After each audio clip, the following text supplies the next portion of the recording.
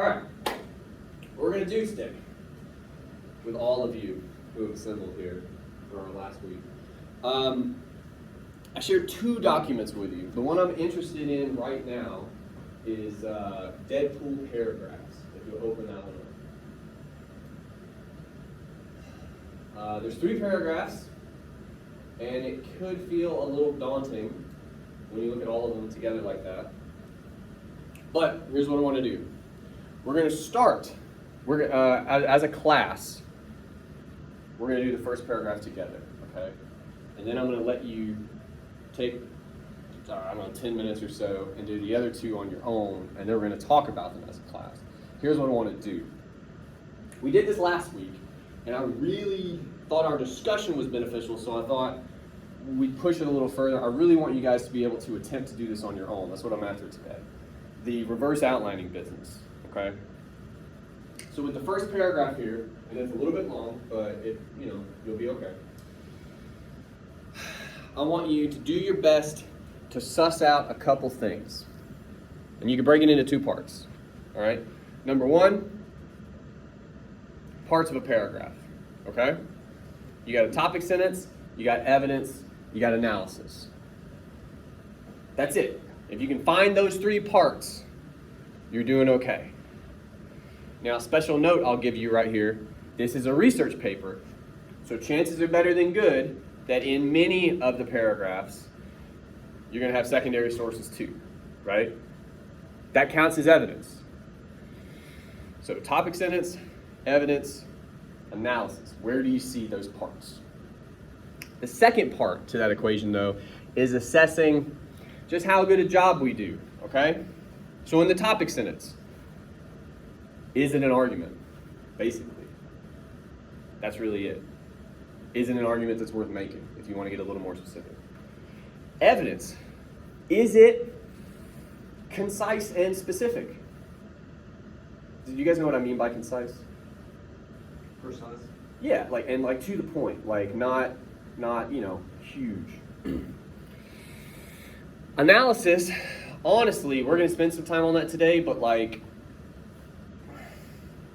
is it there, first of all? Because you'd be surprised. But are we working with the evidence? We're going to talk about that at some point today. If you don't quite understand that, just give it a shot. But when you pull evidence, you have to use it. So I want to see how we do that. So to sum all that up again, 3 parts of a paragraph. I'm fairly confident you guys can handle that, okay? Second part to the equation, how good a job are we doing on those parts? Topic sentence, evidence, analysis. Take a minute, read over this. We're going to talk about it. To begin with, just parts of a paragraph. We do have them, okay? All right, which is step 1. Topic sentence, obviously, is where? The first sentence, okay. I'm just going to break it up for the sake of talking about it, okay? And then our evidence starts right after, right? Now, where does our evidence end? If we could pinpoint right about where we stop looking at evidence. In the paragraph 1? Yes. It's not nearly as cut and dry in paragraph 1 as it is in 2 and 3. For sure. I think it ends right after dangerous. Oh, in the quotation? Yes. That's 1. Okay. Yeah, we go in and out, but here's 1. Okay. Because we're talking about this John Alamang, or however you want to pronounce that guy. So there's that, and then I would say also we have a bit of analysis.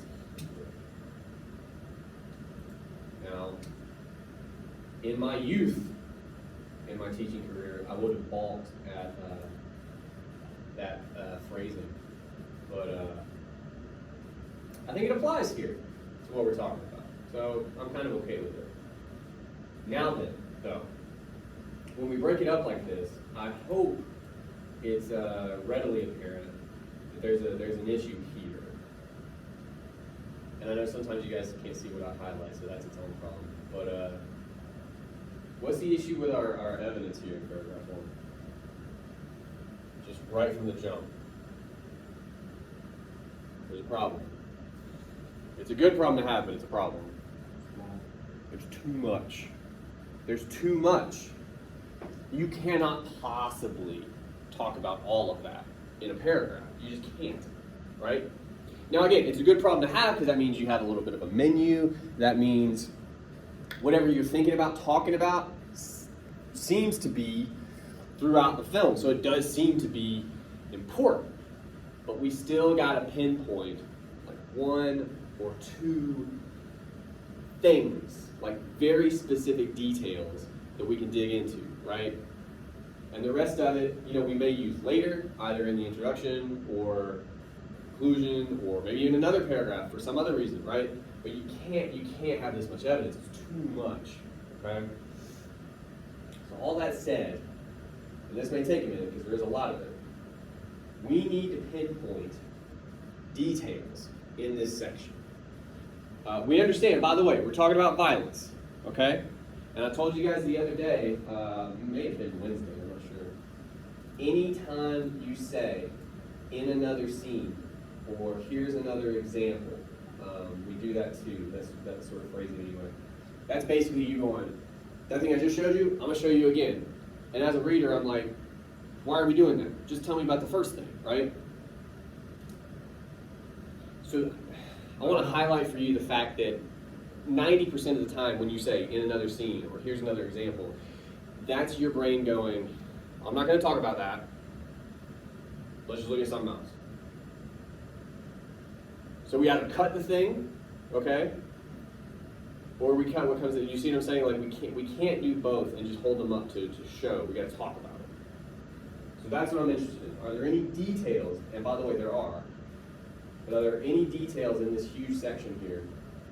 Very specific, potentially interesting things. And by the way, I'm going to help you out a little bit. You meant, I'm pretty sure.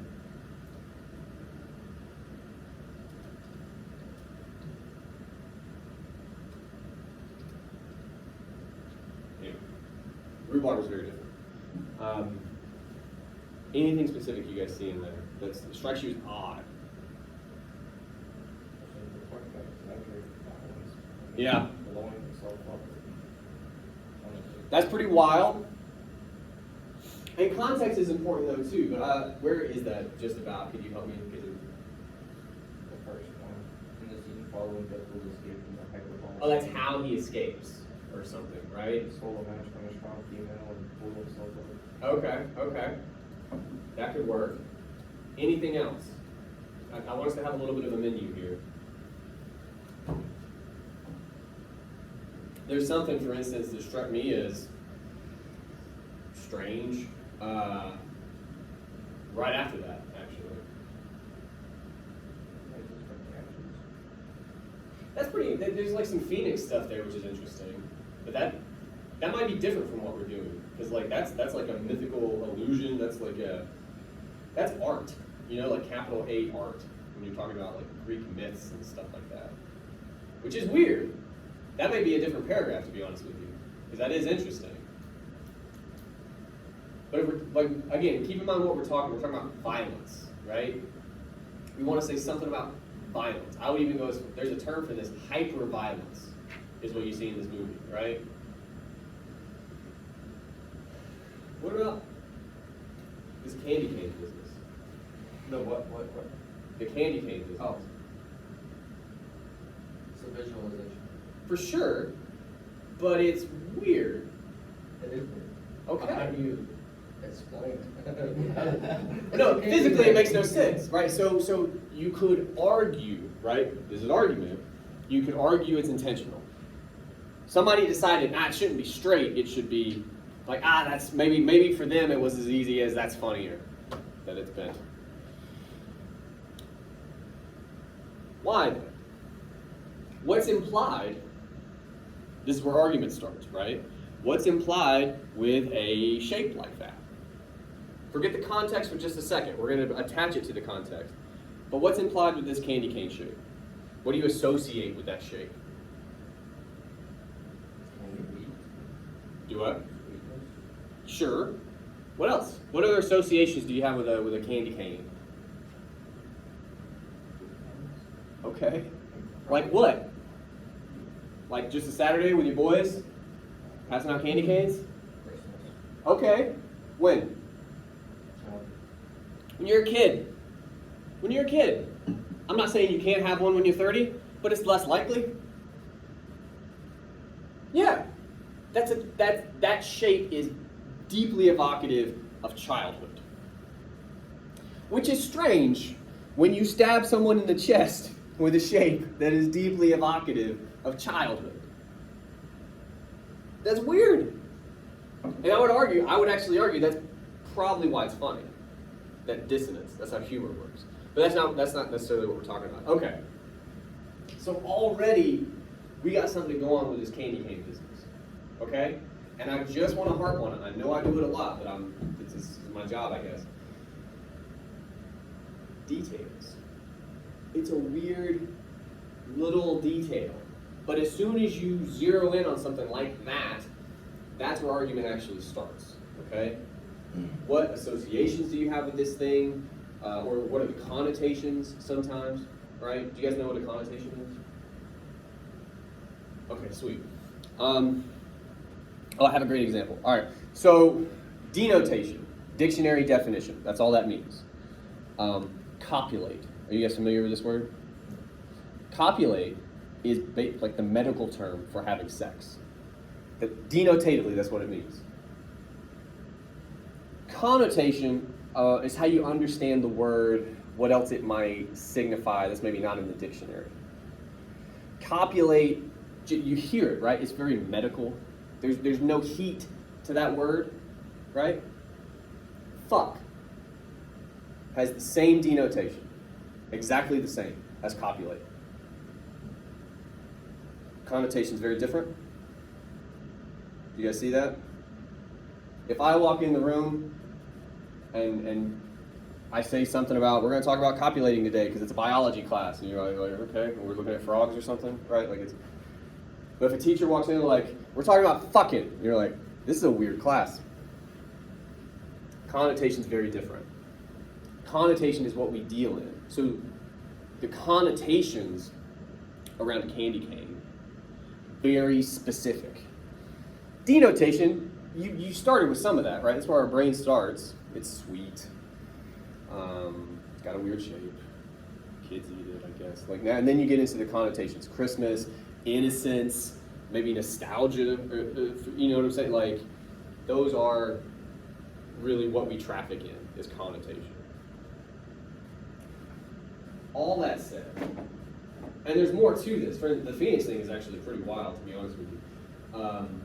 We have plenty to go on right here. From the top.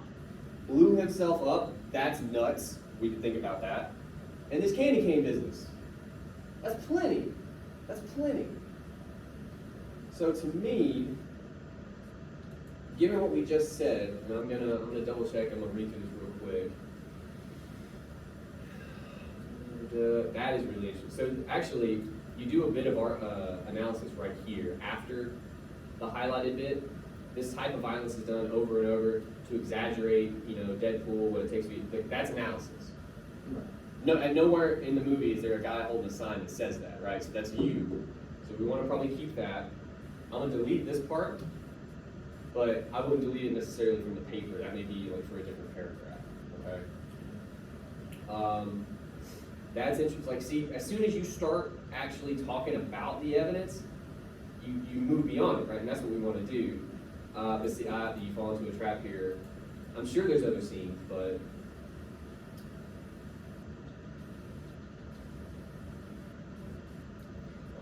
and then you follow that up with a little bit of analysis, right?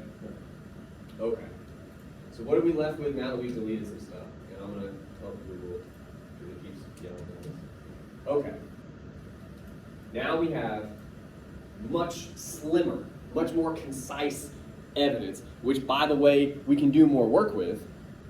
Think of it this way. I know it sucks we just took a chunk out of your paragraph, but you can't address any of that evidence because there's so much of it, right? You get swamped in it. This happens to everybody when you have that much.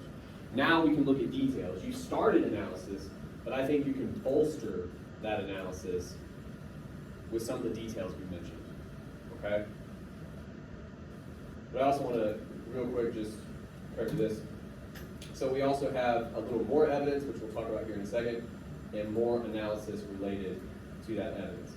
All told, this paragraph isn't a bad length. It needs a little bit of help now that we cut so much, but it's still decent in terms of just what it needs to do. But let's see what we have.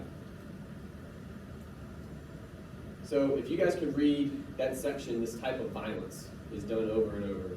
Sum it up in like a sentence, because there's only 3 or 4 here. Sentence or two. What are we arguing there about the movie before we get to the other guy?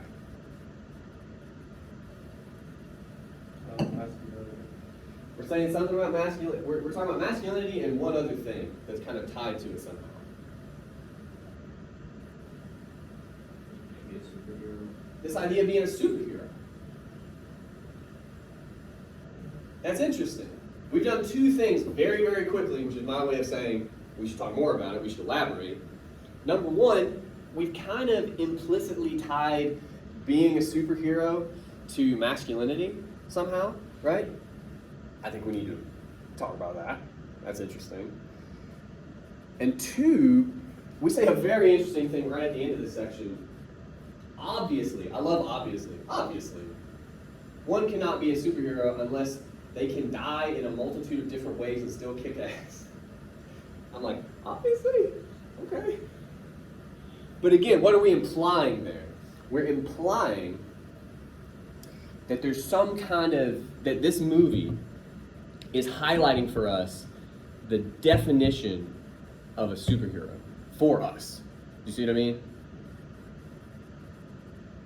And you could be right. You could absolutely be right, but we haven't explained what that is. Well, let's talk about that for a second.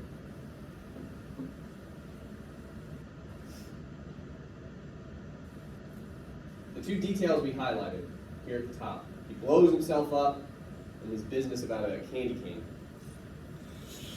Let's start with the first one. He's trying to escape from whatever a hyperbaric chamber is. I don't know what that is. Does it matter what it is? It's sealed, yeah. It's somehow sealed. What's it doing to him? Is it? What? Oxygen. Oh. Yeah, it kills him. Ah, that's intense. Okay. They couldn't just shoot him? Okay. Boy, you can't die. Sure.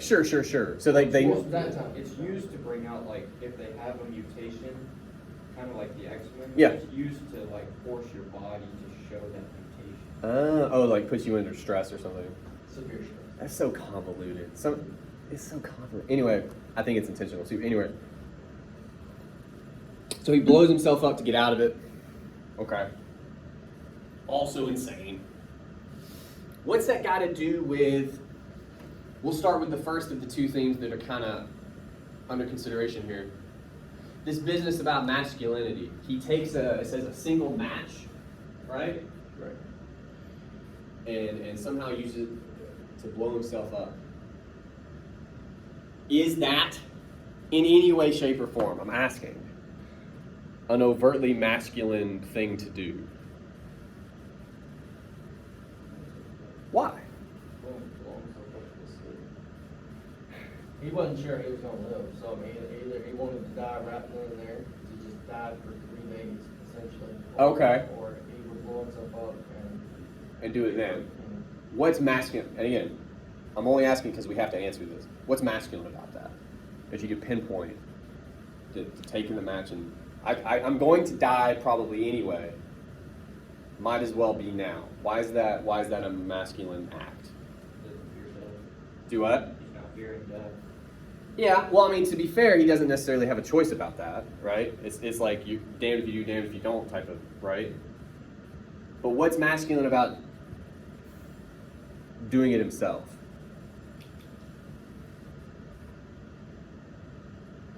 he's putting his life in his hands. He's taking control, He's taking control. right? Exactly. He's being killed.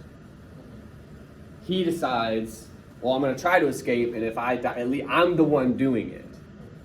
So he's taking the power back from his captors. We got to talk about that, right? So, actually, that first line is fine. Let's start with that. Okay. And we may or may not do the next thing, but we need to get specific here. His decision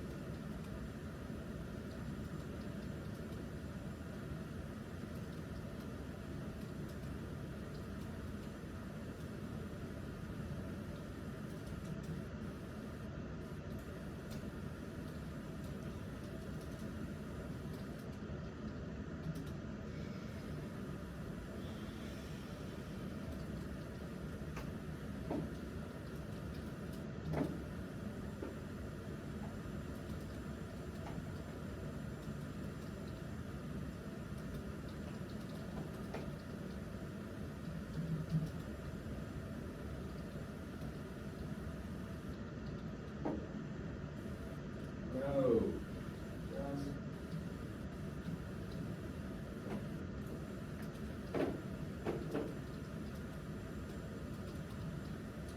Can't type today, I'm really sorry.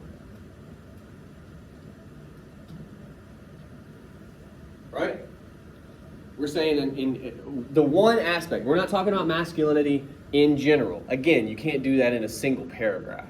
So what aspect of it are we considering? This question of power.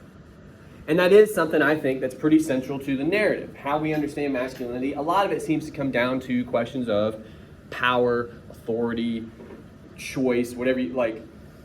He chooses here to do that. You're not going to choose for me, he says, right? Good. And we get there, again, through detail, the match. Okay. Next thing we got to tussle with, though.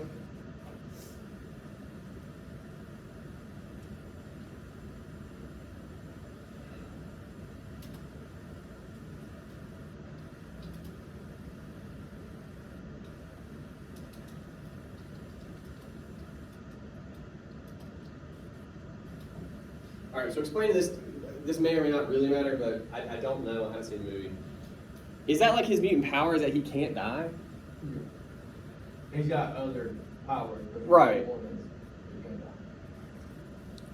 Okay. So, but does he know that at this point? He finds out after he's learned alive. Got it. Yeah. Okay. This is. He's like, oh. Okay. Okay. He even says the same after. He does I what? didn't get the cure to cancer. I got the cure to having everything. Yeah. Yeah. There's that connotation again, right? Okay. Now we can talk about the violence if we want to. He chooses to do this thing, that's a masculine act. But in that choosing, he blows himself up. Now, first of all, actually, that could say something about masculinity all on its own before we get to the violence. We haven't talked about this much this semester. I think we talked about it with Bill Burr maybe a little bit. So often, it seems like masculinity is about choosing to do a thing, right? Whatever, I mean, it's usually mundane, just throughout the day. How often is that choosing, whatever the choice you're making is, how often is that, like, healthy, I guess, or helpful? Like, again, here he chooses to blow himself up. That's a hell of a choice. Bill Burr talks about, you choose not to have the cookie, you choose not to use an umbrella when it's raining, is another example he gives, one that's pretty close to home for me. What might we be saying? Like, if we're first going to say blowing himself up is a supremely masculine act, okay, and I think it is, then what does that say about masculinity here? There's a high ceiling. What do you mean by that? A high bar. Like, it can go from, if I use an umbrella, Okay. I'm not masculine, all the way up to blowing myself up. Okay. So it's it can operate in extremes. Right. Is kind of what you're saying, or it can. I'm asking here. Is it? Are we kind of saying it can, like, drive you to extremes or something? Like the masculine qualification can push. Okay, that's an argument, right?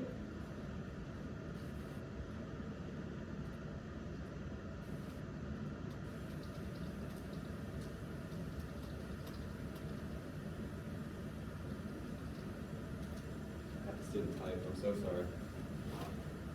Like I know I'm better than this. All right. These masculine ideals. Let's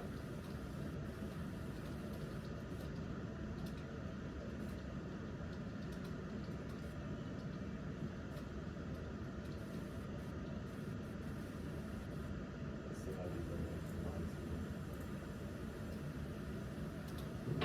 are. Okay. Cool.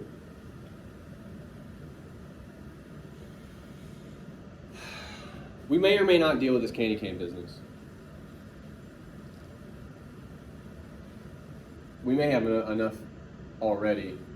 The candy cane stuff is about childhood. I don't know that we need that here, considering what we have, okay? And so again, I'm gonna say, for our purposes, we may end up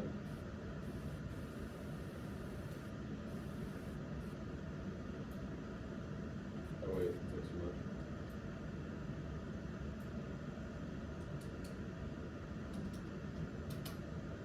I can easily take out candy cane and just bend over to where he can't escape.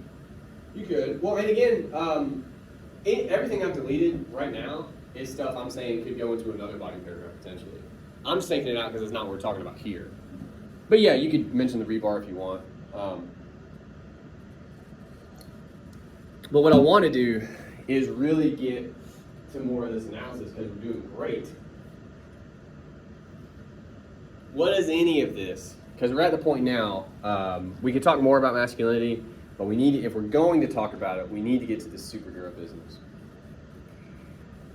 How, and I think we can do this pretty easily, how are we moving in this scene, because that's what we have to work with, that's our evidence. How are we moving in this scene from, this is a masculine act, evocative of masculine ideals, how do we move from that to superhero? We have to make that connection for the reader. Doesn't he try to save someone? Yeah, actually, it does. Yeah, there's like a burning wall or something. Well, there was a former patient that he connected with. Oh, man. Was having- That's heroic as shit. Right. He looks over and he sees that guy's dead, and he goes ballistic at that point. That was, Oh, like he saves him, then he's dead later? Yes. Ah, that's interesting too. Okay. We can't talk about too much of that because we don't want to introduce more evidence, but so like in this, when does he save the guy from the log or whatever you're talking about? Is it before this or after this? I don't remember the scene. It's. I don't know if you would say he saved. And they became friends. They were acquainted. The guy was down and out. Yeah. And then Deadpool, he makes a comical joke and like kind of boosts his spirits. Okay. And so they connected. Right. And then Deadpool goes 3 days of dying. Yeah. Through hell. He blows himself. After he blows himself up, he looks over and he sees the guy on the bed. And he's dead at this point. He didn't survive. And it was probably not because of the explosion, because of the torture they gave him. That killed him. Because it stated earlier, either you're going to mutate or you're going to die. Oh, they're doing that to everybody. Yes, everybody in that room. This is And, well, that's interesting too that he survives and this guy doesn't. right.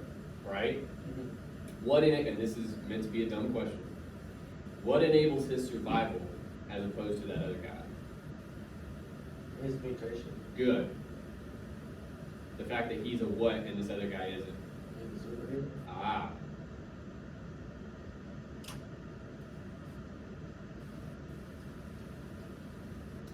Deadpool. That probably exists on YouTube. Deadpool can survive.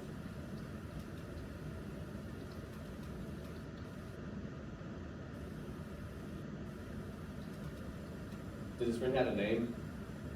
I don't think so. It may be, but I'd have Okay. to go back and look. No, it's fine. We have to describe him in some way. What kind of place are they at where they meet? Is it like a hospital? Okay. I would say like an old warehouse that's made to look like a piece of crap hospital, like a 60s hospital. Okay. Okay. But It is not sanitary, and he makes a remark about that too. 'Cause he Sure. puts shit everywhere. like literal shit? No. Okay. I mean, the way this movie sounds, I mean, It could be, yeah. yeah. Deadpool can survive because of his mutation, but his hospital roommate, is that fair? Yeah. On that? I mean, things not better, you know, it's fine, but, Right. But his hospital Something you would roommate. imagine if you got an appointment with like a black market doctor. Okay, no, that's what I'm kind of envisioning. Yeah. That's a good way, a black market on Like a black market doctor, and you just randomly show up to this warehouse and he has like his own setup ready. That could be a paragraph too. Anyway, okay. He can survive because of the mutation, but his hospital roommate can't. Not only,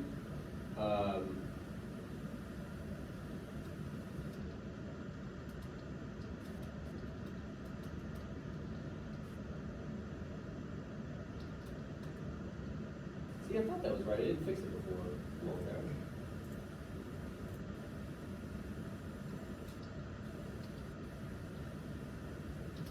Alright, so not only does his masculinity trump that of his roommate, right? Because that's obvious. He lives, the other guy doesn't. This is an action movie. The guys that live are the more masculine. That's just because like they're hard or whatever.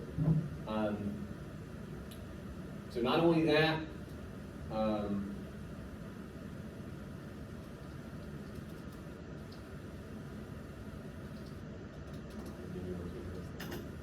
he's a literal superhero.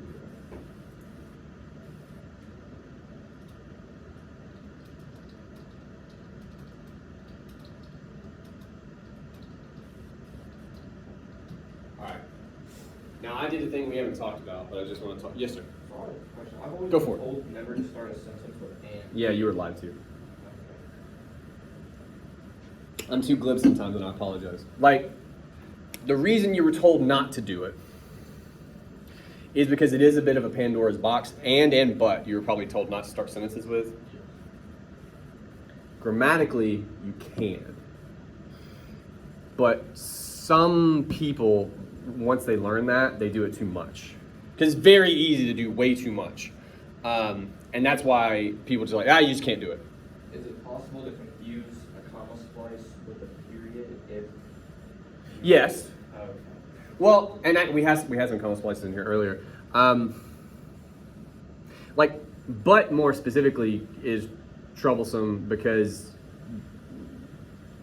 what we're actually talking about before we get to that question, it's a stylistic decision. So starting a sentence with but or and, you only ever do it for rhetorical reasons. Like if you start a sentence with and, that kind of couples it to the previous sentence in a nice way. But it's also kind of because you don't see it very often, so it gets the reader's attention, which is why I did it here. You could say a similar thing for starting a sentence with but. You'd only ever do it super sparingly, and only if whatever you're about to say is very important. Okay? Or connected to like the last sentence. Well, that too. But again, like you make it its own sentence, and you start it with the word that people aren't used to seeing start a sentence, that gets people's attention. And what I've done here is I've said like, this is important, so I started it that way. But yeah, but specifically is not a contraction, conjunction, sorry. So typically you would have a comma and then but, and we've had a couple of those too. But you totally can. You just gotta be kind of careful. And when in doubt, if you're not sure, don't do it, right?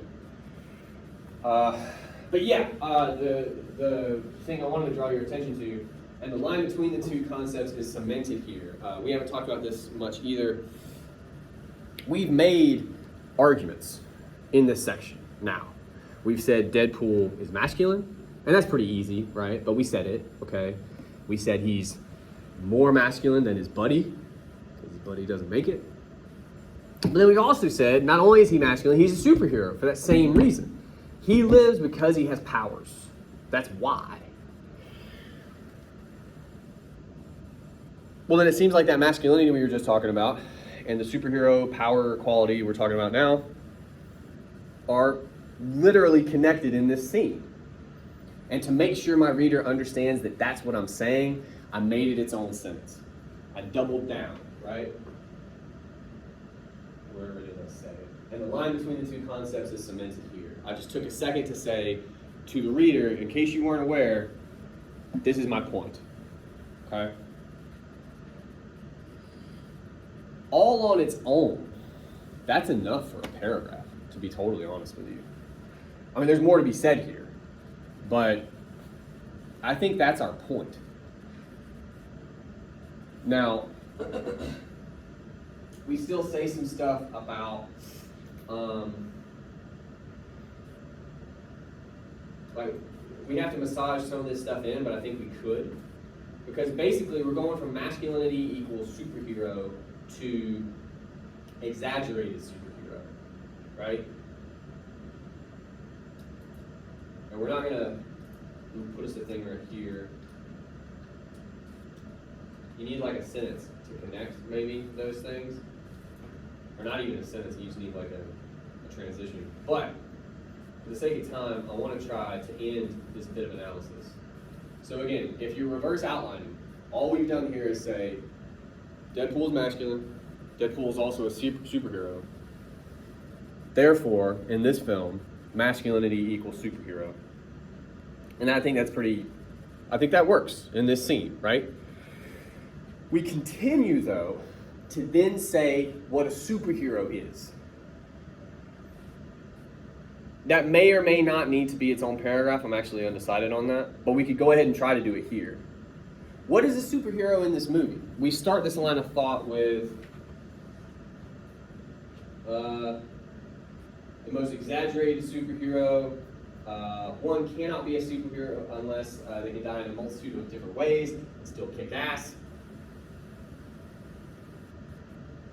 What one or two qualities, if we boiled it down, does it seem like this movie says a superhero has to have? In 2017, or whenever this movie came out, this is what a superhero is.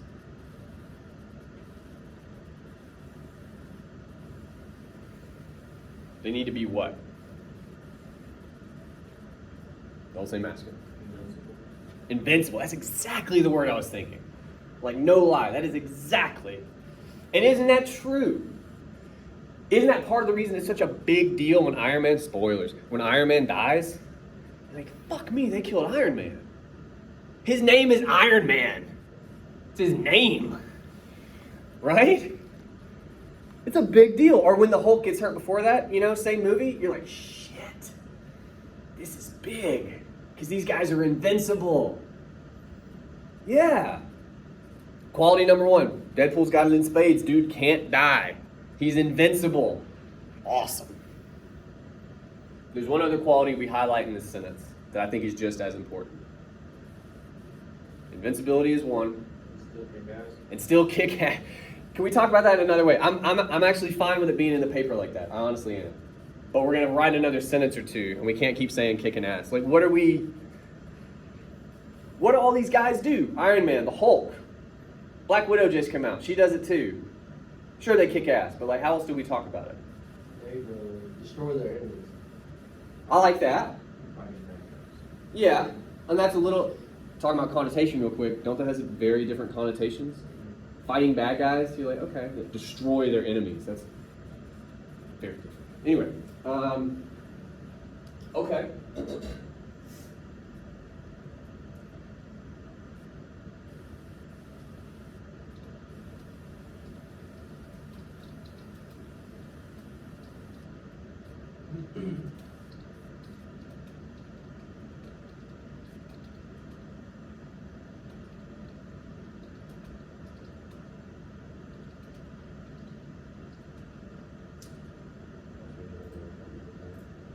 Invincible and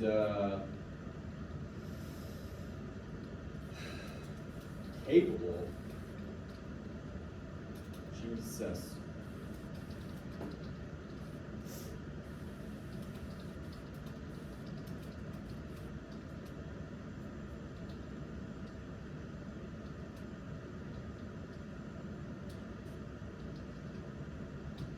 All right. I think I just made a decision for us. This has gone a little bit off the rails, but honestly, that's the sign of a good argument. But I want to lead you guys through my line of thought before we go any further, okay? I'm going to be very careful. Number one, we haven't even talked about the damn topics of this, and I apologize for that. But that's because we've done such good work this far with this, okay? what has just struck me, and that's because we're drafting in real time. I'm drafting with you, right? So this would happen to me if I were writing this paper. I just realized we got way more to say about this.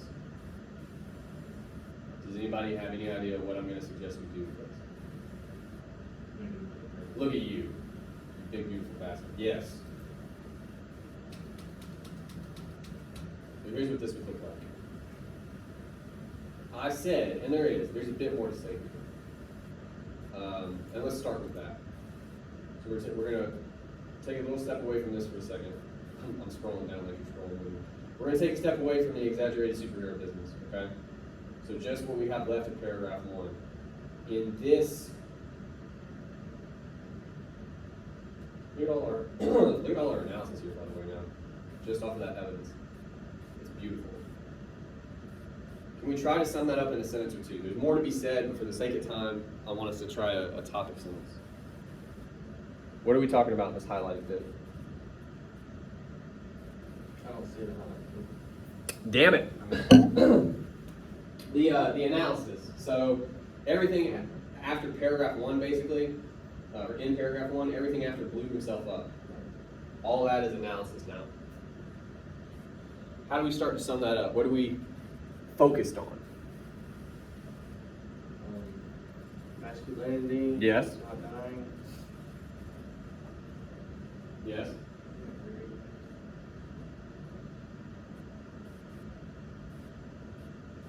I would like to talk about satire, but I'm not sure if we are. We're not anymore. That's okay. Look, you might later. I'm just saying this is big enough to be its own paragraph right now. Power. Yes. We've linked masculinity to the ability to survive, but we don't even get there before Deadpool makes his own decision, right? He makes the decision that I'll see if I can survive. Like, isn't that ultimately what he does? Isn't that the hardest fucking thing a guy can do in a movie like this? And I mean, again, hard in the colloquial way, like, yeah. You kind of hinted at this before when you described it. It's like, if I'm going to go out, I'm going to go out on my terms type of, right? Like, that's the mentality. For sure. So here's what we got to do. We're going with the topic sentence. I'm going to give us our menu again. From power, masculinity. I'm just giving us like, we don't have to work all that into a single sentence. That'd be bananas. But that's like the ballpark we're in, okay? First thing we got to figure out. We're doing who, what, and then how or why, okay? The subject of this paragraph. We got to look at our evidence. What evidence are we looking at, and what is that evidence doing in the movie? This is just evidence. We're not even to our argument yet.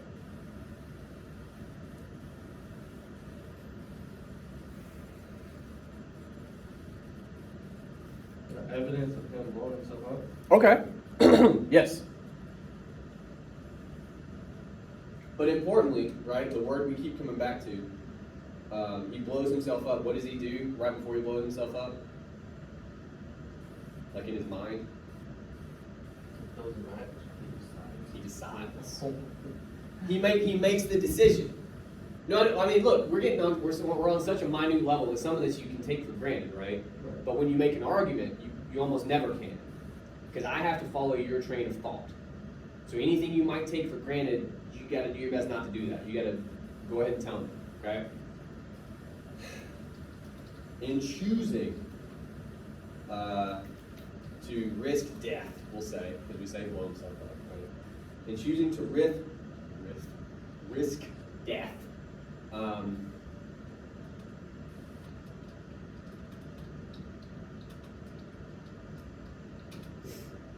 now look, right now, all we've done is we've gestured to what we're going to talk about in the movie, right? Deadpool risks death to escape. That all happens in the movie. That's not an argument. Yes. Now we're going to get to what we're going to say about it. The fact that he does this helps us argue what? We're thinking about masculinity, power, going out on his own terms type of thing. What are we going to argue about that he makes that choice?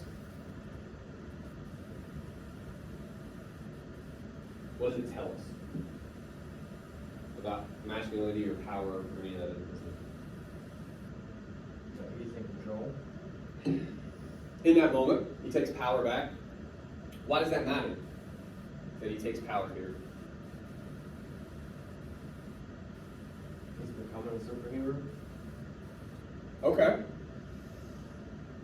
We're doing a lot here. Okay. Because he's choosing to kill himself. Possibly kill himself. There's an important line there too, right? Because by the way, if he chooses to kill himself here, just like literally be a very short movie. Okay, Deadpool.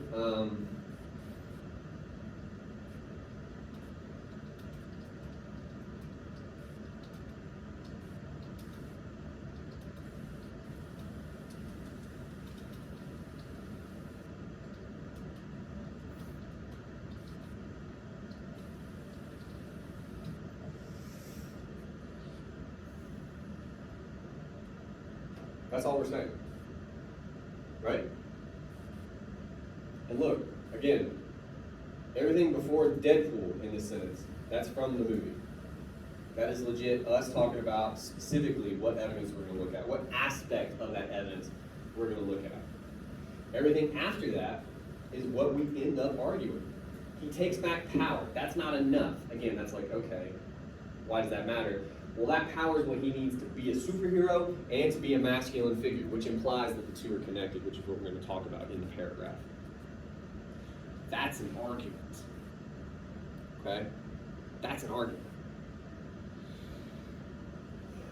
So here's what I would do. This always takes way more time than I planned for, and I do apologize. Here's what I would do.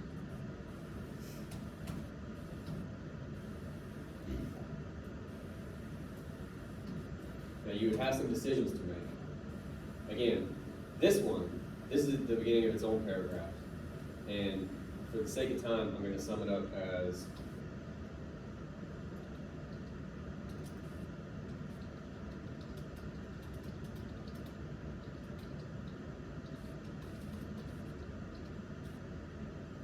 right? That's kind of what we're talking about in that next part. Our first paragraph is basically,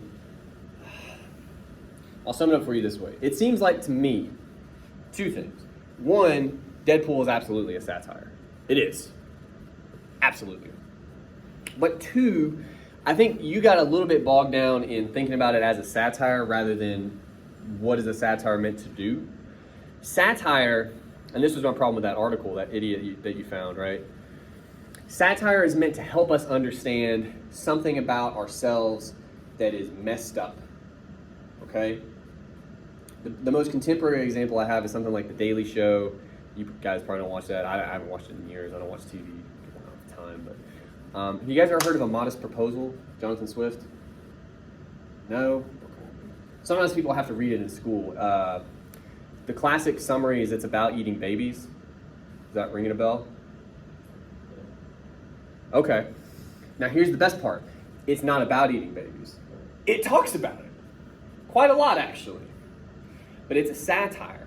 It's about English landlords screwing Irish tenants so badly that, according to the thing Swift wrote, they're going to be so destitute they might as well sell their children back to those English landlords because they're basically eating their babies already.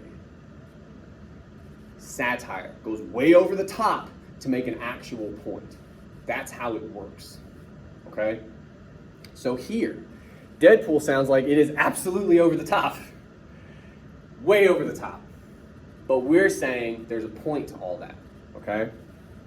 The first paragraph is there's an interesting connection between masculinity, maybe even hypermasculinity, if you like, and what it takes to be a superhero.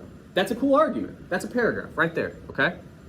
Second paragraph, though, gets more specific. It says, there's also a line between violence and what it is to be a superhero. Deadpool takes that like to a whole other level, for sure. I haven't seen them all, but I doubt Thor ever is just running around stabbing dudes in the face all the time, and like, you know what I'm saying? Like that's few and far between in those movies. But there is a lot of violence. There's a lot of violence in those movies. Is it as gratuitous? No. Is it still people getting murdered? Yeah. For sure. That's kind of weird. We take kids to those movies. You know what I'm saying? Like, they don't, but they still see it.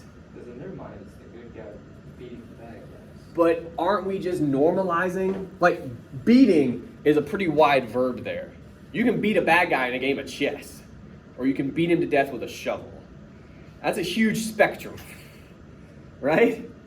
If you see the Hulk fucking rocket punch a dude into the stratosphere, you're like, that guy's jelly. He's dead already. He's gonna hit the ground, but it won't matter. Kids are just like, wow, but still, they see it. That's kind of weird that we're just cool with it. It is weird. And I think Deadpool is satirizing that. You think about superheroes. Superheroes are, I mean, it's in the name. They're not just heroes, they're fucking superheroes. They are the best that we can be. They're what we hope to be, like all these things, right? They're evocative of all the great things about our society, right? For sure. Well, that means everything they do is evocative of the highest we can hope for. A lot of that seems grounded in murder, which is weird. So all I'm saying is, when you get specific, good and bad things happen. The good thing is, we got a whole lot more to talk about than perhaps you realized. That's a good problem to have. The bad thing is, it starts looking like maybe some bargain basement surgery where like we've ripped some shit apart, and I do apologize for that. But real talk. Paragraph 1 down, you take 5 or 10 more minutes, that's a bona fide legit paragraph. That's really good.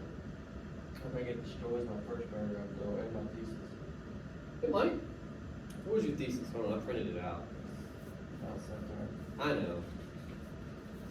Oh wait, check. Let me see. We got time. Should you be racist? Yeah. It wasn't an argument. Satire has been an effective communicating tool for hundreds of years. Sheds masculinity in a different light, it does. But we need to get more specific about that, and I think we started to. That different light, okay? Maximizes what a man is supposed to be, okay? No mistake, and will continue to be confident. See, you're that's what I meant, like it's starting to sound like you want to write a report about satire. That's not what we're doing. We're talking about Deadpool as a satire, sure, but we're still talking about Deadpool, not the genre, okay? And the evidence you've pulled supports that. So again, all I'm saying is, like, first paragraph, you absolutely want to talk about how is masculinity connected to this idea of being a superhero. Cool, okay? Second paragraph seems to dig further into the superhero avenue, and like, what does violence have to do with how we think about superheroes? And it sounds like you have no shortage of examples you could pull from the movie, right? Sounds pretty wild. You'd want to pick one or two still, but then if you wanted to, and I think you could very easily, I'm on the beginning of the second page now, if you guys want to follow me for any reason, you may not want to, honestly. We could move to, this is the power of satire, if you want, right? To get to that guy, John, whatever his name is. The trick there would be, he's talking about satire generally, but you are not, okay? And that's okay. Because if he's talking about satire generally, the argument he's making applies to your text, right? Deadpool is a satire. I'm telling you it is. It is. So when he says, let me get the quotation right, satire is intrinsically dangerous. He's saying Deadpool, as a film, is intrinsically dangerous. Okay? So what would you do? Now you move here, You say something about, I mean, you obviously don't agree with him. What I would do, because again, this is a great example of what I'm talking about. This whole bit that you disagree, again, that's fine, but you move to hypothetical arguments. I would rather you take it to the text, right? And here's what's interesting about that. We understand, for instance, the examples you give, those are dangerous, and you're kind of saying satire isn't that, for sure. What could on its surface be harder to do, though, and thus require more argument, you're going to argue to me why a movie like Deadpool isn't dangerous in the way that he means it. And in fact, as you end the paragraph on, you say something about efficacy, I think. You're basically implying, I think, Deadpool is helpful in some kind of a way. It's effective. Yeah. But you haven't talked about in what way that is. If you move instead to talking about Deadpool here, that's going to give you the time and space to do that. Do you see what I'm saying? And here's what I mean by that. And I'm going to open it up for questions because I feel like you guys might have some. I'll leave this off with a question for you. I said before, satire is meant to tell us something about ourselves. It takes things way too far to help us understand that we're doing that thing, maybe not as much, but it's highlighting something for us about ourselves. What does Deadpool maybe help us understand about ourselves as a people, a society, a culture? Seems like it's saying something about superheroes. It's saying something about all these movies, right? This guy says Deadpool is dangerous. And you're coming back with, no, it's helpful, actually. How so, do you think? Because I remember when Deadpool came out, there were a lot of people that shared an opinion like this guy, This is way too much, this is blah, blah, blah, shouldn't be in theaters. I remember hearing some of that. What's wrong with that line of argument is basically what we're trying to think about here. You guys have any ideas on that? Doesn't allow for creative imagination if you cut it off like that? For sure, but again, it's not specific enough, right? I want to know literally how this movie is not dangerous. The opposite of dangerous in the way we're talking about would be helpful, educational even. How's Deadpool educational? Isn't that a hell of a question? I think it is, by the way. Also, just noticed this table smells like feet. So you told me not to mop that. Anyway. That's fun. How's Deadpool educational? We got a couple minutes. We can dive for 5 minutes while we think about this. What do we learn from a movie like Deadpool? Are you going to try to argue maybe, right? For instance, one thing we've learned in the first paragraph now, superheroes, the way we conceive of them, are overtly masculine. Now, if you say it like that, that's banal. We all know that, right? We do. But the way you talk about it specifically, you talk about power, making that choice. That's interesting. That's one thing we've learned. Okay. I hadn't thought of it that way. Deadpool taught me something. Okay. This paragraph, we're starting to talk about all the violence. What can be learned from a movie like Deadpool? All this violence.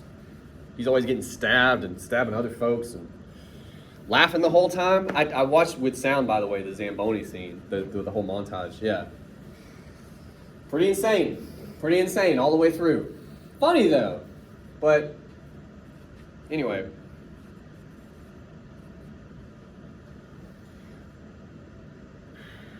What do we learn about ourselves as a people, society, a culture? For instance, if we laugh at the Zamboni scene, I think we pretty much all do. For sure. He leaves a huge red streak because he's crawled all across the ice. And that's just a nice touch in the scene, right? At no point am I aghast. am I horrified? I'm like, oh shit, no, I'm just like, oh, this is crazy. This is hilarious. Well, he's even making jokes every time he kills somebody. Yeah. Like in the scene when he impales the guy, doesn't he make like a human shish kebab comment? Right, yeah. And again, that's funny, but it's like, if the tone of the movie were slightly different, he'd be a serial killer. Mhm. And you would possibly be justifiably concerned. But yeah, it helps us learn about ourselves. It points to a thing about us as a culture and says, we should at least think about that some. I wouldn't go so far as to say the movie passes judgment on us, but it's trying to highlight for us that yeah, maybe we're just a little too okay with all of this murder. Yeah. And isn't that not dangerous? Couldn't you begin to argue perhaps the more dangerous thing would be to not have those conversations? Right? To not have a movie like this that goes over the top to help us understand like something about us. That's how you work a quotation like that in, but you do it first with the movie. Don't move to hypotheticals. Stick to the text. He says it's dangerous, you think it's not, you tell me why. You prove to me why. Does that make sense? Okay. And look, man, I do apologize. If it ends up blowing up your thesis a little bit, again, that's drafted. You mentioned this last week and it sucked. You mentioned it in the context of it sucking. And I do apologize, I do. But it's better for it. It just is. It's more specific, and the arguments are way more interesting, right? I said I'd open up for questions, I will. Anything that struck you during this, I don't even know what we'll call it, madness. I wanted to talk about intros. We'll do that after break, I guess. We'll do that after break. Do you guys have any questions for me about any of this? Okay.